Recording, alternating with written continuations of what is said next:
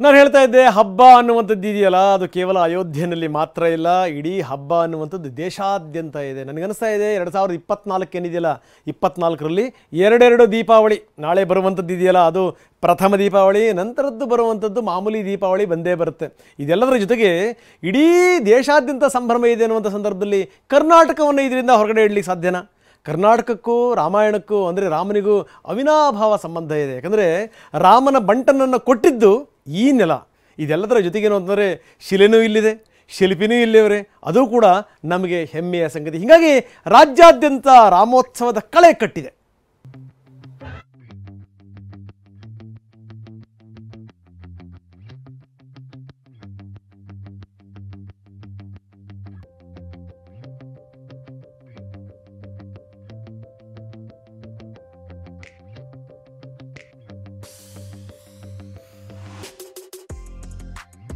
ಹಬ್ಬ ಶ್ರೀರಾಮನ ಹಬ್ಬ, ದೇವದೇವೋತ್ತಮನ ಪ್ರಾಣ ಪ್ರತಿಷ್ಠಾಪನೆಯ ಹಬ್ಬ.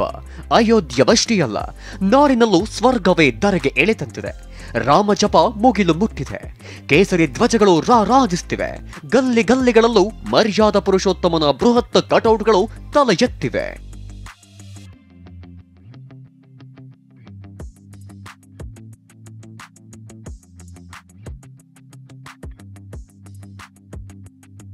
ರಾಮನ ಪ್ರಾಣ ಪ್ರತಿಷ್ಠಾಪನೆ ಸಂಭ್ರಮಿಸೋಕೆ ಸಿಲಿಕಾನ್ ಸಿಟಿ ಜನ ಕೂಡ ಕಾತುರದಿಂದ ಕಾದು ಕುಳಿತಿದ್ದಾರೆ. ಬೆಂಗಳೂರಿನ Vijayanagara, Jayanagar, Mysuru bank circle, Mahalakshmi layout ಸೇರಿ ಹಲವೆಡೆ ಸಿದ್ಧತೆ ಜೋರಾಗಿದೆ. ಜಯನಗರದಲ್ಲಿ ರಾಮನ ಭಕ್ತರು ರಥಯಾತ್ರೆ ನಡೆಸಿ ತಮ್ಮ ಮಕ್ಕಳಿಗೆ ರಾಮ, ಲಕ್ಷ್ಮಣ, ಸೀತೆಯರ ವೇಷ ಹಾಕಿಸಿ ಖುಷಿಪಟ್ಟರು. ಪೂಜೆ ನಡೆಸಿ ರಾಮನಾಮ ಜಪಿಸಿದ್ರು.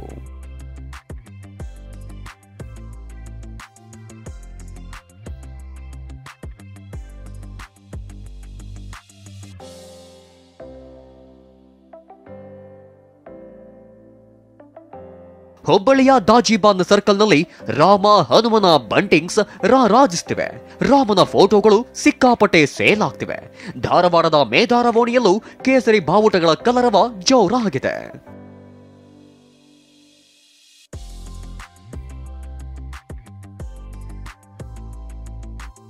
ಕರಾವಳಿಯಲ್ಲೂ ಕೇಸರಿ ಧ್ವಜ, ರಾಮನ ಫ್ಲೆಕ್ಸ್ಗಳು ತಲೆ ಎತ್ತಿವೆ.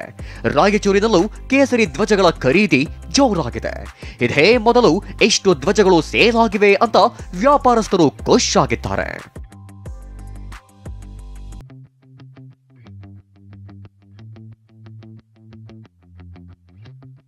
ಬಾಲರಾಮನ ಮೂರ್ತಿ ಕೆತ್ತಿದ ಮೈಸೂರಿನ ಶಿಲ್ಪಿ ಅರುಣ್ ಯೋಗಿರಾಜ್ ಮನೆಯಲ್ಲೂ ರಾಮೋತ್ಸವದ ಸಂಭ್ರಮ ಮನೆ ಮಾಡಿದೆ. ಅರುಣ್ ಮನೆ ಮುಂದೆಯೂ ರಾಮನ ಮೂರ್ತಿ ಪ್ರತಿಷ್ಠಾಪನೆ ಆಗ್ತಿದೆ.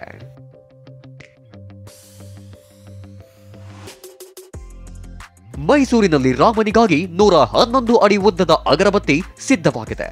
ಅರಮನೆಯ ಕೋಟೆ ಆಂಜನೇಯ ಸ್ವಾಮಿ ದೇವಸ್ಥಾನದ ಮುಂದೆ ಅಗರಬತ್ತಿ ಬೆಳಗಲಿದೆ.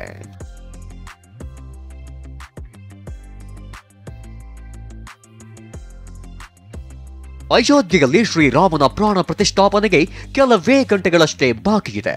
ರಾಜ್ಯದಲ್ಲಿ ಎಲ್ಲೂ ಅಹಿತಕರ ಘಟನೆಗಳು ನಡೆಯಬಾರದು ಅಂತ ಸರ್ಕಾರ ಕಟ್ಟಾಜ್ಞೆ ಹೊರಡಿಸಿದೆ. ಹೀಗಾಗಿ ಪೊಲೀಸರು ಫುಲ್ ಹೈ ಅಲರ್ಟ್ ಆಗಿದ್ದಾರೆ. ಬೆಂಗಳೂರಲ್ಲಿ ಪೊಲೀಸರ ಗಸ್ತು ಹೆಚ್ಚಿಸಲಾಗಿದೆ. ಸೂಕ್ಷ್ಮ ಪ್ರದೇಶಗಳಲ್ಲಿ ಮಫ್ತಿಯಲ್ಲೂ ಹದ್ದಿನ ಕಣ್ಣಿಡುವಂತೆ ಸೂಚನೆ ನೀಡಲಾಗಿದೆ.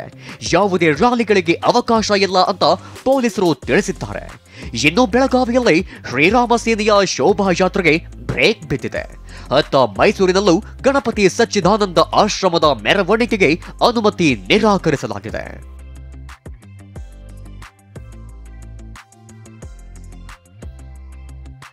ಇನ್ನು ಚಾಮರಾಜನಗರ ಜಿಲ್ಲೆ ಗುಂಡ್ಲುಪೇಟೆಯಲ್ಲಿ ಮಾಂಸ ಮಾರಾಟಕ್ಕೂ ನಿಷೇಧ ಹಾಕಿದ್ದಾರೆ.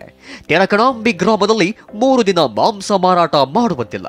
ಹೋಟೆಲ್ಗಳಲ್ಲೂ ಬಾಡು ಬೇಯಿಸುವಂತಿಲ್ಲ.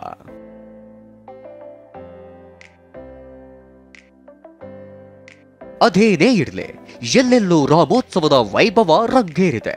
ಕರುನಾಡು ಶಾಂತಿಯುತ ರಾಮೋತ್ಸವಕ್ಕೆ ಸಾಕ್ಷಿಯಾಗಲಿ. Bureau report, TV9.